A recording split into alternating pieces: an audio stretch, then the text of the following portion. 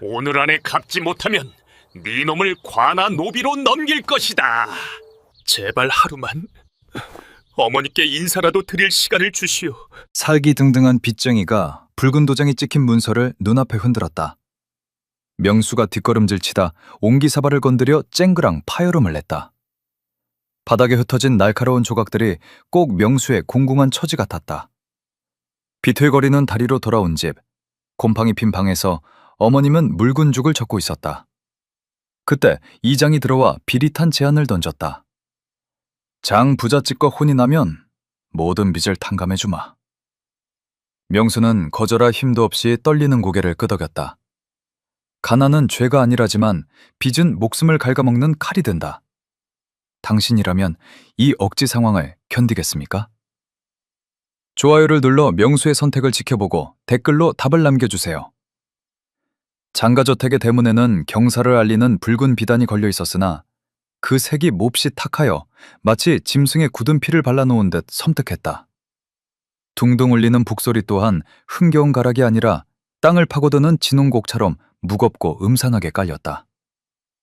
대문 양옆을 지키는 문지기들은 짧은 저고리 소매 아래로 꿈틀거리는 근육을 드러낸 채 굵은 대나무 몽둥이를 움켜쥐고 있었다. 그들의 눈에는 하인의 순박함 대신 사람을 해쳐본 자들 특유의 살기가 번들거렸다. 명수는 저들이 단순한 일꾼이 아니라 전문적인 왈패임을 직감하고 본능적으로 몸을 움츠렸다. 대청마루 상석에는 장부자가 거만하게 앉아 옷가락질을 서남에서 굴리고 있었다. 그의 입가는 웃는 형상을 하고 있었으나 눈동자는 얼음장처럼 차갑게 식어 명수의 전신을 낱낱이 훑어내렸다.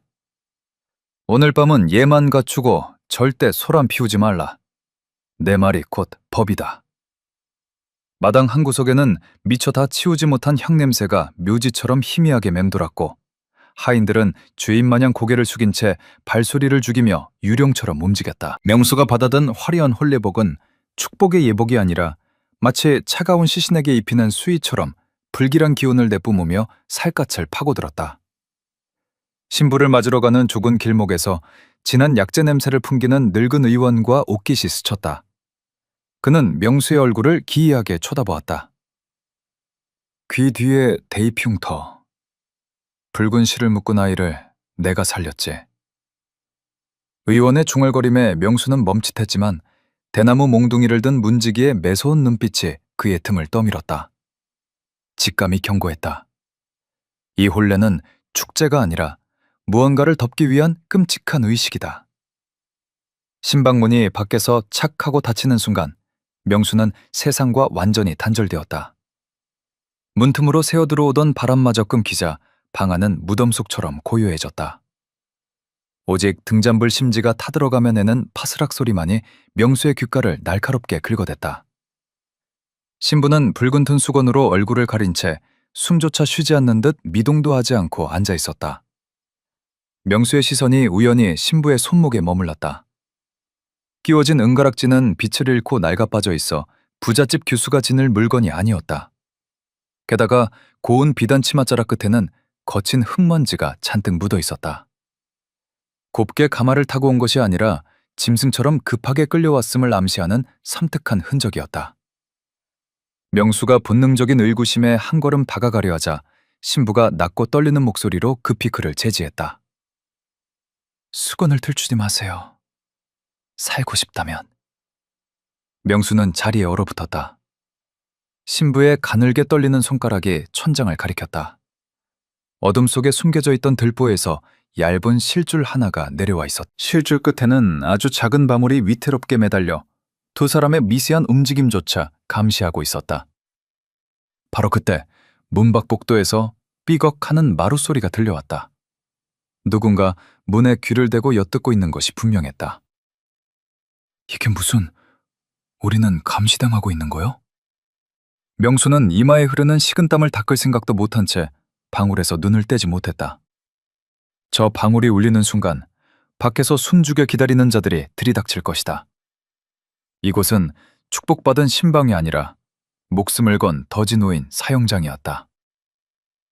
신부가 거칠게 떨리는 숨을 몰아쉬며 끔찍한 진실을 토해냈다.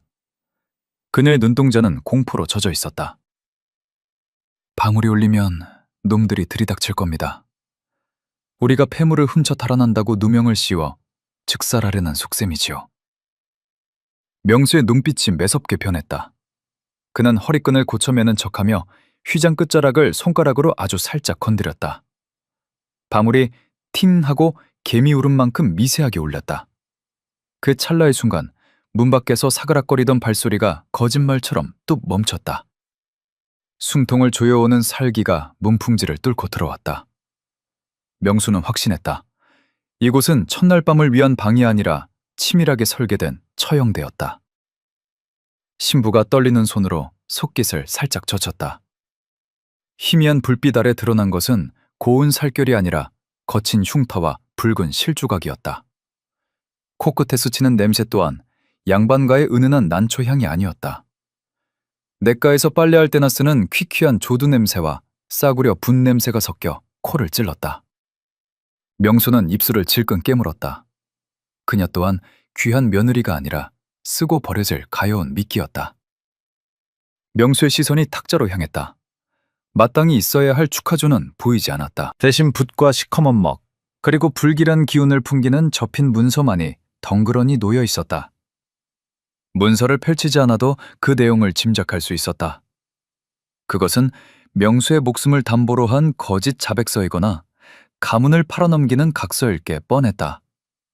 붓을 지르는 손이 제멋대로 경련했다. 어허, 신랑이 손이 거친 모양이구려. 서두르시게. 밖에서 들려오는 장부자의 능글맞은 목소리가 명수의 신경을 긁었다. 이 종이에 서명하는 순간 두 사람의 목숨값은 휴지 조각보다 못하게 된다. 명수는 결단을 내린 듯 벼루를 일부러 바닥으로 밀어버렸다. 쨍그랑. 날카로운 파열음과 함께 깨진 벼루에서 검은 먹물이 쏟아져 나왔다. 바닥을 적시는 시커먼 먹물은 마치 죽음을 유예해달라고 외치는 흑빛 피눈물처럼 방바닥으로 질퍽하게 퍼져나갔다. 밤이 지새도록 뜬 눈으로 어둠을 노려보았다. 동이터 방안이 희끄무레하게 밝아왔지만 신방문은 유지부동이었다. 밖에서 단단히 걸어잠근 빗자는 꼼짝도 하지 않았다. 문틈으로 밀어넣어진 아침상은 모락모락 김이 났으나 그 냄새가 역겨웠다. 푹 찐 보리밥과 비린내 나는 마른 생선. 이것은 사람 대접이 아니라 도축을 앞둔 짐승을 살찌우는 사육이나 다름없었다. 명수는 주먹을 꽉 쥐었다. 이대로 앉아서 죽을 수는 없었다. 그는 마른 침을 삼키며 빈 물동이를 집어들었다. 문지기들이 교대하느라 잠시 한눈 파는 사이 뒷문을 살짝 열고 뒤뜰로 미끄러져 나갔다. 등줄기에 식은땀이 흘렀다. 우물가로 향하는 척하며 발소리를 죽여 곡식 창고 쪽으로 방향을 틀었다. 창고 뒤편 젖은 흙바닥에 무언가 무겁게 질질 끌고 간 자국이 선명했다. 지식해진 풀들이 핏물에 젖어 검붉게 변해 있었다. 창고 안쪽에서 커는 막힌 기침 소리가 새어나왔다. 명수가 떨리는 손으로 창고 문을 아주 조금, 손가락 한마디만큼 열었다. 썩은 볏짚 냄새와 함께 비릿한 혈향이 훅 끼쳐와 코를 찔렀다. 어둠 속 구석에 늙은 하녀가 짐승처럼 밧줄에 묶여 처박혀 있었다. 공포에 질려 희번덕거리는 눈동자가 명수와 마주쳤다. 명수가 다급히 다가가 입에 물린 재갈을 풀어주자 하녀는 쉰 목소리로 끔찍한 진실을 토해냈다. 진짜 아가씨는 이미 땅속에 문서를 뺏고 나면 다 죽일 거요. 장부자의 탐욕은 상상을 초월했다. 외동딸이 급사하자 지참 논문서를 뺏기지 않기 위해 가짜 신부를 내세워 혼례를 치른 것이다. 소문이 퍼지기 전 사위인 명수에게서 땅 문서만 넘겨받고 명수와 가짜 신부, 그리고 이 사실을 아는 하녀까지 모조리 죽여 입을 막으려던 속셈이었다. 단순한 빈노름이 아니라 치밀한 연쇄 살인극이었다. 기다려. 내가 반드시 관아에 알리고 구하러 오겠소. 저벅저벅 등 뒤에서 무거운 발자국 소리가 들려왔다. 문지기가 돌아오고 있었다. 명수는 황급히 창고문을 닫고 아무 일 없던 척 물동이를 고쳐들었다. 심장이 터질 듯 쿵쾅거렸다. 물동이 속의 물이 명수의 사시나무 떨듯 하는 손 때문에 심하게 찰랑거려 바지를 적셨다. 명수는 입술을 피가 나도록 깨물었다. 이건 빚을 갚는 혼사가 아니었다. 제 발로 걸어들어온 지옥이었다. 하녀가 싸늘한 시체로 발견되기 전에 명수가 먼저 움직여야 했다. 둘째 날 밤은 첫날보다 더 깊고 무거운 침묵 속에 잠겨 있었다. 명수는 마른 침을 삼키며 방 한 구석에 놓인 의자를 끌어왔다. 의자 다리가 바닥을 긁으며내는 미세한 소리조차 천둥처럼 크게 들렸다. 그는 신발을 벗고 의자 위로 올라섰다. 천장에 매달린 방울줄이 희미한 달빛을 받아 뱀처럼 번들거렸다. 저 줄이 울리는 순간 밖에서 대기하던 살소들이 들이닥칠 것이다. 명수는 품속에서 미리 준비한 작은 칼을 꺼냈다. 손이 덜덜 떨려 칼날이 호공에서 춤을 췄다. 그는 숨을 멈추고 방울 바로 위, 줄이 가장 팽팽하게 당겨진 부분을 노려보았다. 칼날이 질긴 삼배줄에 닿았다. 서걱. 섬뜩한 소리와 함께 줄이 끊어졌다. 방울이 바닥으로 떨어지기 직전 명수가 날렵하게 낚아챘다. 식은땀이 등줄기를 타고 흘러내렸다. 그는 잘린 줄과 방울을 솜의 깊숙한 곳에 쑤셔 넣었다. 이것은 단순한 끈이 아니었다. 장부자가 꾸민 살인함정의 결정적 물증이자 억울하게 죽어간 이들의 원한을 풀어줄 열쇠였다. 새벽녘이 되자 짙은 안개가 저택을 감쌌다. 명수는 뒷문 쪽으로 몸을 낮추어 이동했다. 밤새 보초를 서던 문지기가 몽둥이를 옆에 낀 채 꾸벅꾸벅 졸고 있었다. 지금이 아니면 기회는 없다. 명수는 입술을 질끈 깨물고 담장을 향해 몸을 날렸다. 거친 돌담에 손바닥이 긁혀 피가 맺혔지만 고통을 느낄 새도 없었다. 쿵 소리와 함께 바닥에 착지하자마자 그는 뒤도 돌아보지 않고 달리기 시작했다. 새벽 공기가 폐부 깊숙이 박혔다. 숨이 턱끝까지 차올라 심장이 터질 것만 같았다. 다리가 풀려 몇 번이나 흙바닥에 꼬꾸라졌지만 그때마다 신방에 홀로 남겨진 신부의 겁에 질린 눈동자가 떠올라 다시 일어섰다. 저택이 멀어지고 장터의 왁자지껄한 소리가 들려오기 시작했다. 명수는 거친 숨을 몰아쉬며 코를 킁킁거렸다. 비릿한 생선 냄새와 땀 냄새 사이로 알싸하고 진한 계피 향이 희미하게 풍겨왔다. 장터 구석 낡은 좌판에서 약재를 정리하던 늙은 의원의 구분 등이 보였다. 명수는 마지막 힘을 짜내어 달려가 의원의 옷소매를 와락 붙잡았다. 갑작스러운 인기척에 놀란 의원이 뒤를 돌아보았다. 땀과 흙투성이가 된 명수의 몰골은 흡사 귀신 같았다. 의원이 미간을 찌푸리며 뿌리치려 하자 명수가 다급하게 입을 열었다. 어르신이 살린 그 아이가 지금 죽게 생겼습니다. 의원의 동작이 딱 멈췄다. 명수는 숨 돌릴 틈도 없이 말을 쏟아냈다. 귀 뒤에 대인 모양 흉터, 손목에 묶인 붉은 실. 그 기억은 의원의 머릿속 깊은 곳에 묻혀있던 죄책감을 건드렸다. 죽은 줄로만 알았던, 아니 죽었다고 믿어야만 했던 그 아이였다. 의원의 눈동자가 심하게 흔들렸다. 연화, 그 아이가 살아있단 말이냐? 네, 기꺼이 감아. 명수는 주위를 두리번거리며 소매 속에 숨겨왔던 것을 꺼냈다. 잘린 방울줄이 의원의 눈앞에서 흔들렸다. 그것은 명백한 살해 의도의 증거였다. 의원은 그 줄을 보자마자 사태의 심각성을 깨닫고 무겁게 고개를 끄덕였다. 그는 주저없이 약재함을 챙겨 일어섰다. 그러나 명수의 얼굴은 여전히 창백했다. 시간이 지체될수록 신방에 홀로 남은 신부의 목숨은 위태로웠다. 장부자가 명수의 탈출을 눈치채는 순간 증거를 인멸하기 위해 즉시 신부의 목을 베어버릴 것이 분명했다. 명수는 터질 듯한 심장을 부여잡고 다시 왔던 길을 노려보았다. 의원의 낡은 탁자 위에 벼루가 놓였다. 명수는 떨리는 손으로 먹을 갈았다. 시커먼 먹물이 웅덩이처럼 고이자 그는 의원에게 붓을 쥐어주었다. 의원의 눈가에 깊은 주름이 잡혔다. 그는 잠시 망설였으나 이내 결심한 듯 붓을 들어 종이 위를 거칠게 내달렸다. 글자 하나하나에 억울하게 죽은 이들의 원한과 산자의 절박함이 쐐기처럼 박혔다. 붓끝이 멈추자 명수는 채 마르지 않은 탄원서를 품에 넣었다. 종이가 닿은 가슴팍이 불덩이를 삼킨 듯 뜨겁게 달아올랐다. 이것은 단순한 종이가 아니었다. 썩어빠진 장부자의 목덜미를 물어뜯을 유일한 송곳이었다. 명수는 숨을 고를 새도 없이 이장의 집으로 향했다. 광에 남아있던 쌀 몇 대를 몽땅 털어 보찜을 쌌다. 어머니와 자신이 겨울을 나기 위해 아끼고 아껴둔 생명줄이었다. 이장의 살인문을 박차고 들어선 명수는 쌀자루를 마루 위에 쿵 내려놓았다. 묵직한 소리에 이장이 방문을 열고 고개를 내밀었다. 탐욕스러운 눈길이 쌀자루에 꽂혔다. 명수는 비굴한 웃음을 지어 보이며 허리를 숙였다. 이장님, 장부자 댁 사위로서 예를 다하고 싶습니다. 도와주십시오.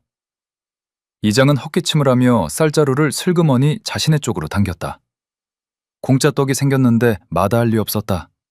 게다가 부자댁 사위가 청하는 일이니 자신의 체면도 설 것이라 계산했다. 그래야지. 내 마을 사람들을 다 불러 모으마. 이장이 사람들을 부르러 나간 사이 명수는 관아의 하급 서리에게 달려갔다. 땀에 젖은 타면서를 내밀자 서리가 귀찮다는 듯 인상을 찌푸렸다. 그러나 명수의 눈빛에 서린 살기에 눌려 마지못해 붉은 인줄 뚜껑을 열었다. 쾅! 둔탁한 소리와 함께 파문서 하단에 시뻘건 관아의 접수 도장이 찍혔다. 톡 쏘는 인주 냄새가 종이에 깊게 배어들었다. 이제 돌이킬 수 없다. 관의 개입이 공식화된 것이다. 이 붉은 도장은 명수의 목숨을 지킬 방패이자 장부자를 파멸로 이끌 낙인이었다. 한편 장가 저택에서는 난리가 났다. 신랑이 사라졌다는 보고를 받은 장부자는 얼굴이 불그락푸르락해져 추격대를 풀었다. 몽둥이를 든 왈패들이 산길과 나루터를 샅샅이 뒤졌다. 그들은 명수가 겁을 먹고 멀리 도망쳤으리라 확신했다. 그러나 명수는 도망치지 않았다. 오히려 호랑이 굴 입구라 할 수 있는 마을 정자, 그 가장 눈에 띄는 곳으로 제 발로 걸어 들어갔다. 정자 앞마당에 흙먼지가 일었다. 이장의 호들갑스러운 외침에 마을 사람들이 하나둘 모여들기 시작했다. 호미를 든 농부, 아이를 업은 안악들이 호기심 어린 눈으로 정자를 올려다보았다. 웅성거리는 소리가 파도처럼 밀려와 명수의 고막을 때렸다. 다리가 후들거려 당장이라도 주저앉고 싶었다. 심장이 갈비뼈를 부수고 나올 듯 격렬하게 뛰었다. 하지만 명수는 두려움을 삼키며 정자마당 한가운데 버티고 섰다. 품속에 붉은 도장이 찍힌 탄원서가 그의 심장 박동에 맞춰 바스락거렸다. 사람들이 모이지 않으면 개죽음이다. 그러나 판은 짜였다. 명수는 핏발손 눈으로 저 멀리서 달려올 장부자를 기다렸다. 정자 앞마당은 기묘한 냄새로 가득 찼다. 각 피어오른 향냄새와 질척한 노능 냄새가 뒤엉켜 코끝을 찔렀고 이는 마치 산자와 죽은 자가 뒤섞인 듯한 불길한 징조 같았다. 웅성대던 장터의 소음이 칼로 베어낸 듯 뚝 끊겼다. 저 멀리서 장부자가 어깨가 떡 벌어진 하인들을 대동하고 나타나자 좌중의 공기는 순식간에 살얼음판처럼 차갑게 얼어붙었다. 장부자의 곁에는 연하가 여전히 붉은 수건으로 얼굴을 가린 채 서 있었다. 미동도 없는 그녀의 모습은 사람이 아니라 장부자의 죗값을 대신 짊어진 그림자처럼 보였다. 장부자의 눈이 살기로 번들거렸다. 그는 쥐고 있던 지팡이를 들어 명수의 면상을 후려칠 듯 위협하며 소리쳤다. 네 놈이 감히 집안 행사를 저자거리로 끌고 나와! 당장 끌어라! 하인들이 억센 소나기로 명수의 어깨를 짓누르며 억지로 무릎을 꿇리려 했다. 명수는 흙바닥에 다리를 박고 안간힘을 다해 버텼다. 팽팽한 긴장감 속에 구경꾼들은 마른 침을 삼키며 누구의 편을 들어야 할지 눈치만 살폈다. 장부자는 품 안에서 꼬깃꼬깃한 논문서를 꺼내 명수의 턱 밑에 들이밀었다. 당장 선도장을 찍지 않으면 큰일이 날 것이라는 무언의 압박이었다. 명수는 떨리는 손으로 문서를 받아드는 척하다가 보란듯이 바닥에 탁 하고 펼쳐놓았다. 누런 종이가 바람에 팔락거렸다. 군중 뒤편, 어두운 갓을 쓴 서리가 관아 포졸들을 이끌고 도착해 매의 눈으로 상황을 주시하고 있었다. 명수의 이마에서 식은땀이 비오듯 흘러내려 눈을 찔렸지만 그의 눈동자만은 흔들림 없이 장부자를 쏘아보았다. 화가 머리끝까지 난 장부자가 지팡이로 바닥을 내리찍었다. 쿵 소리와 함께 흙먼지가 일었다. 그때 장부자의 허리춤에서 짤그랑하는 날카로운 금소금이 들렸다. 하녀를 가뒀던 창고 열쇠가 햇빛을 받아 서슬퍼런 빛을 뿜어내고 있었다. 저것이 바로 명수와 하녀의 목숨줄을 쥐고 있는 결정적 증거였다. 명수는 군중 틈에 숨죽여 있던 늙은 의원과 시선을 교환했다. 시작 신호였다. 장인어른, 이 많은 증인 앞에서 제게 주실 것이 있지 않습니까? 명수의 목소리가 쩌렁쩌렁하게 울렸다. 지금 여기서 한 발짝이라도 밀리면 명수는 미치광이로 몰려 쥐도 새도 모르게 끌려가 죽임을 당할 것이다. 명수는 소매 깊숙한 곳에서 밤새 품어온 물건을 꺼냈다. 땀에 젖은 삼배줄 뭉치가 허공을 가르고 정자마당 한가운데 툭 떨어졌다. 흙먼지가 피어오르는 그곳에 뱀처럼 또아리를 틀고 앉은 것은 작고 초라한 방울이었다.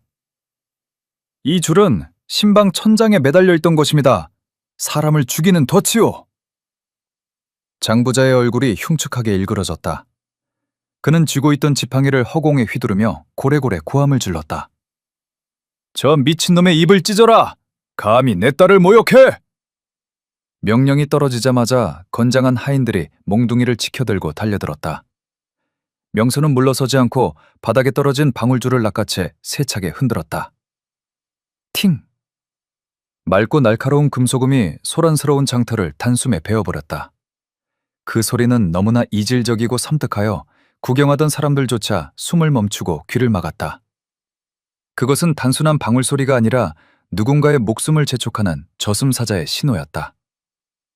이 소리가 나면 밖에서 간통이라며 들이닥치게 되어 있어. 마을 사람 중 한 명이 홀린 듯 다가와 줄을 툭 건드렸다. 다시 한번 팅 소리가 울리자 군중이 술렁거렸다. 당황한 장부자가 침을 튀기며 말을 막았다. 저놈이 내 집 폐물을 훔쳐가더니 이제는 헛소리로 죄를 덮으려 한다. 여봐라, 담장 쳐라! 부자의 호통에 사람들의 눈빛이 다시 의심으로 물들었다. 가난한 놈의 진실보다는 부자의 거짓말이 더 믿기 쉬운 법이었다. 하인들이 명수의 팔을 뒤로 억세게 꺾어 눌렀다. 우득하는 소리와 함께 명수의 무릎이 땅에 박혔다. 억센 소나귀에 머리채가 잡혀 흙바닥에 얼굴이 짓눌렸다. 입안으로 모래가 씹히고 피맛이 났지만 명수는 핏발선 눈을 들어 오직 정자 위에 선 여인을 노려보았다. 아니요. 저 여인은 당신 딸이 아니오. 죽음의 덫에 멈추시오. 명수의 절규가 허공을 찢었다. 수건을 벗으시오. 당신이 누군지 저들에게 보여주시오. 그 처절한 외침에 붉은 수건을 쓴 여인의 어깨가 심하게 떨렸다. 그녀가 천천히 아주 힘겹게 떨리는 손을 들어 수건 끝을 잡았다. 그러나 그 순간 장부자가 독사처럼 달겨들어 그녀의 가녀린 손목을 우악스럽게 낚아챘다. 팽팽한 힘겨루기 속에서 여인의 팔목이 꺾일 듯 비틀렸다. 힘없는 정의가 권력의 악유에 잡혀 질식하기 직전이었다.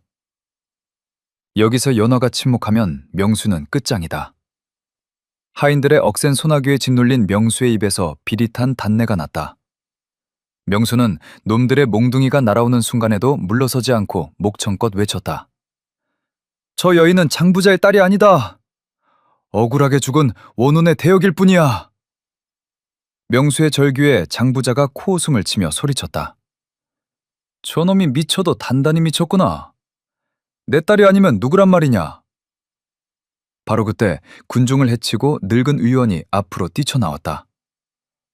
내가 증인이요. 저 아이 귀 뒤의 흉터 내가 꿰맸고 붉은 실로 묶어주었소. 의원의 등장에 장부자의 얼굴이 사색이 되었다. 그 찰나의 침묵 속에서 붉은 수건을 쓴 여인의 어깨가 격렬하게 떨렸다.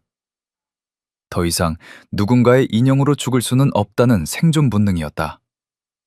그녀는 장부자의 억센 손을 뿌리치고 스스로 붉은 수건을 거칠게 잡아뜯어 바닥에 내동댕이 쳤다. 그래요.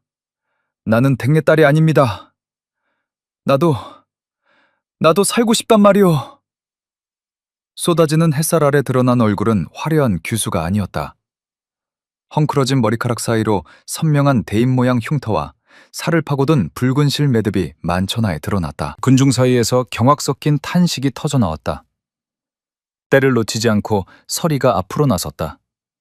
그의 손에는 명수가 제출한 탄원서와 장부자가 내민 혼인 문서가 들려 있었다. 서리의 눈매가 매섭게 장부자를 쏘아보았다.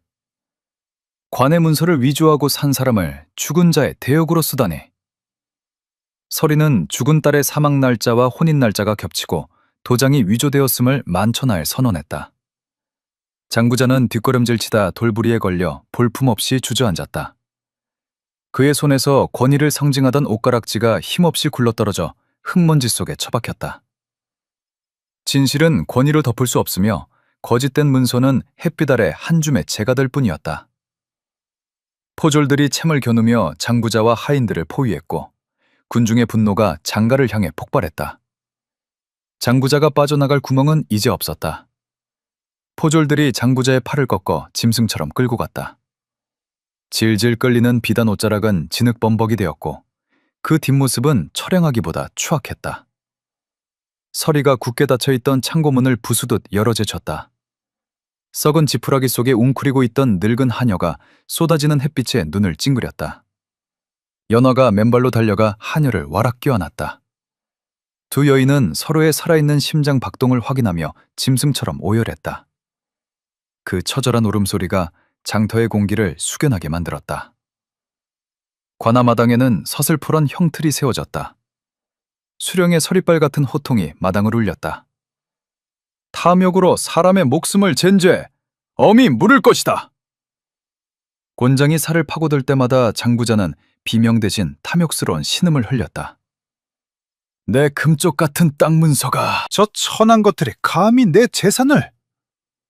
화로 위로 명수의 목숨줄 같았던 빈문서와 연어의 노비문서가 던져졌다. 불길이 순식간에 종이를 집어삼켰다. 매캐한 연기와 함께 허공으로 흩날리는 검은재는 마치 자유를 알리는 눈송이 같았다. 장가가 강탈하려던 명수의 노는 그대로 보존되었고 두둑한 위로금까지 쥐어졌다.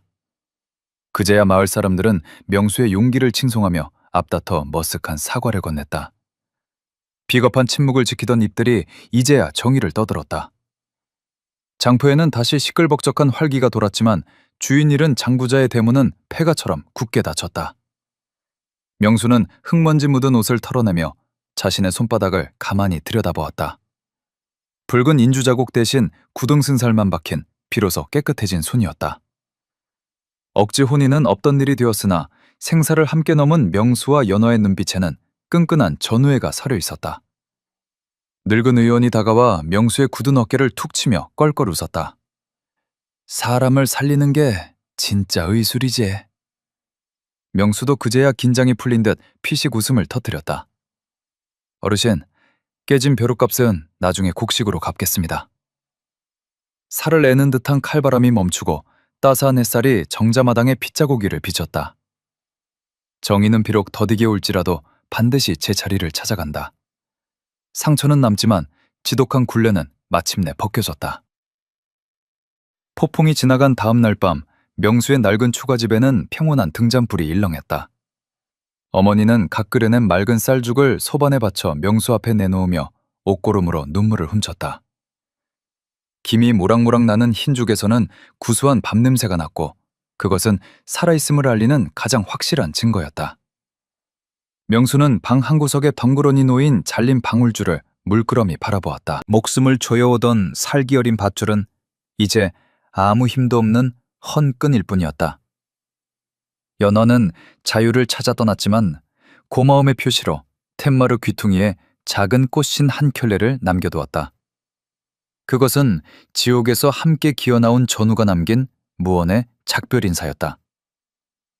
명수는 더 이상 문 밖에서 들리는 바람 소리나 발자국 소리에 놀라지 않았다. 쫓기는 짐승처럼 웅크리던 가슴이 펴지고 깊은 숨이 들어왔다. 그는 숟가락을 내려놓고 어머니의 거친 손을 가만히 잡았다. 어머니, 이제 두 다리 뻗고 주무세요. 빚은 없습니다. 목숨을 걸었던 며칠 밤은 명수의 눈빛을 깊고 단단하게 만들었다. 몸에 새겨진 흉터는 아물겠지만 그 기억은 뼈에 사무쳐 그를 더 강하게 만들 것이다. 세상은 여전히 험하고 쉽게 변하지 않지만 한 번의 용기가 내일 불어올 바람의 방향을 바꾼다는 사실을 그는 온몸으로 증명했다. 등잔불 심지가 타닥 소리를 내며 타오르고 명수는 비로소 편안히 눈을 감고 다리를 뻗었다. 밤은 길었으나 새벽은 반드시 온다. 어둠은 결코 빛을 이길 수 없다는 단순한 진리가 고요한 초가집을 감쌌다. 혹시 명수의 치열했던 싸움이 당신의 마음에도 작은 불을 켰다면 조용히 흔적을 남겨주세요. 그는 살아남았고 마침내 증명했다.